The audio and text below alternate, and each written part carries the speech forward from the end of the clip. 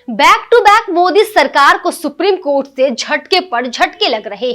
सबसे पहले तो मदरसा एक्ट को लेकर सुप्रीम कोर्ट ने जिस तरह फैसला सुनाया वो काबिले तारीफ थी और अब किसी भी निजी संपत्ति को कब्जा नहीं कर सकती है सरकार। जी हाँ, सही सुना आपने। सुप्रीम कोर्ट ने कहा है हर संपत्ति पर आप अपना अधिकार नहीं जता सकते हैं, ऐसा आपको करने का हक नहीं है। Back to back Supreme Court ने सुप्रीम फैसला दिया। जी हाँ, जिससे मोदी सरकार यानी कि भाजपा सरकार को अच्छा नहीं लगा होगा। नमस्कार, मैं शारदा सिंह आपके साथ और आप देख रहे हैं टीवीजे मीडिया की खास पेशकश। चीफ जस्टिस डीवाई चंद्रचूड़ की अध्यक्षता वाली 9 जजों की बेंच ने 7-2 के बहुमत से एक ऐतिहासिक फैसला सुनाते हुए कहा कि हर निजी संपत्ति का सरकार अधिग्रहण नहीं कर सकती है। कोर्ट ने कहा हर निजी संपत्ति को सामुदायिक संपत्ति नहीं कह सकते। कुछ खास संसाधनों को ही सरकार सामुदायिक मानकर उनका इस्तेमाल आम लोगों के हित में कर सकती है। यहाँ हम आपको बता दें कि बेंच ने साल 1978 में दिए सुप्रीम कोर्ट के जस्टिस वी.आर. कृष्णा अय्यर के उस फैसले को पलट दिया जिसमें उन्होंने तब कहा था कि सभी निजी स्वामित्व वाले संसाधनों को राज्य सरकारें अधिग्रहण कर सकती है।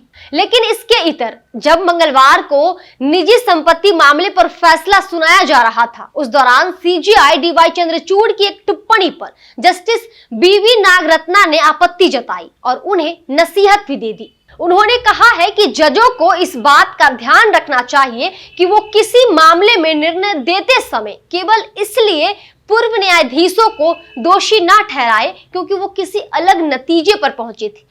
जस्टिस नागरत्ना ने अपने फैसले में सीजेआई चंद्रचूड़ की उस टिप्पणी पर टिप्पणी की जिसमें उन्होंने 46 साल पहले इस मसले पर अपनी राय रखने वाले सुप्रीम कोर्ट के जस्टिस वी.आर. कृष्ण अय्यर के फैसले का जिक्र किया था। संविधान के अनुच्छेद 39(b) से जुड़े मामले में चीफ जस्टिस डीवाई चंद्रचूड़ की अध्यक्षता वाली 9 जजों की बेंच ने फैसला सुनाते हुए कहा कि प्रत्येक निजी संपत्ति को समुदाय की भौतिक संपत्ति नहीं बताया जा सकता। Justice BV. नागरत्ना इस मसले पर बहुमत के फैसले के साथ थी, लेकिन उन्होंने कर्नाटक राज्य बनाम श्री रंगनाथ रेड्डी के मामले में 1977 के फैसले में न्यायमूर्ति बी.आर. कृष्ण अय्यर द्वारा कानून की व्याख्या की आलोचना पर आपत्ति जताई।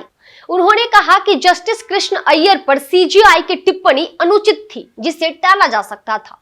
ये चिंता का विषय है कि भावी पीढ़ी के न्यायिक साथी अतीत के साथी के निर्णयों को किस प्रकार देखते हैं। संभवतः उस समय को भूलकर जब बाद वाले ने अपने कर्तव्यों का निर्वहन किया और राज्य द्वारा अपनाई गई सामाजिक आर्थिक नीतियां जो उस समय संवैधानिक संस्कृति का हिस्सा थी, केवल राज्य की आर्थिक नीतियों में वैश्वीकरण और उदारीकरण और निजीकरण के प्रति नीतिगत परिवर्तन के कारण, जिसे संक्षेप में 1991 के सुधार कहा जाता है, जो आज भी जारी है। इस न्यायालय के जजों को संविधान के प्रति अहित करने वाला नहीं कहा जा सकता है। Justice BV. नागरत्ना ने इस बात को रेखांकित करने का भी प्रयास किया कि जस्टिस अय्यर और जस्टिस रेड्डी के विचारों को आजादी के समय प्रचलित सामाजिक और आर्थिक परिस्थितियों और उसके बाद के विकास के आलोक में देखा जाना चाहिए।